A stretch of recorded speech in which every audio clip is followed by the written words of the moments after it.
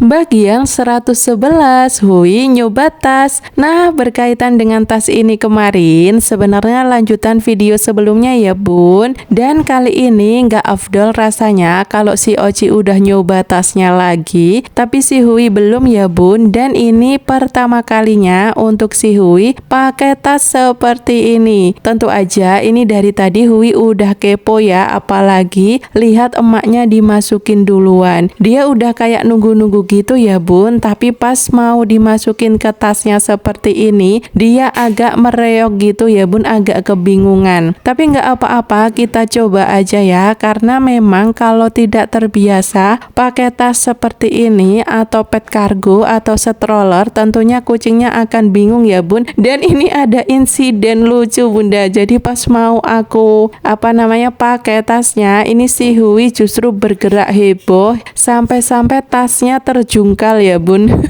Ya nggak apa-apa bunda, yang penting ini aku coba dulu ya. Dan karena badan Hui yang gempal dan besar, ini tasnya kelihatan penuh gitu ya bun. Tapi meskipun kelihatan penuh, ini Hui masih bisa bergeser ke sana kemari dan masih bisa berbalik badan ya bunda. Dan tentu aja karena ini baru pertama kalinya si Hui masuk tas seperti ini, dia jadi agak panik-panik gitu ya bun.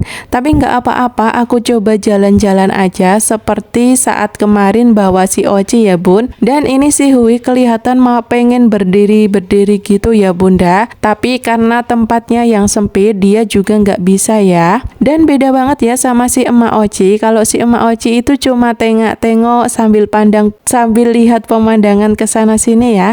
Tapi kalau si Hui ini kelihatan panik gitu bunda, dan kelihatan sedang mencari-cari jalan untuk keluar ya bun.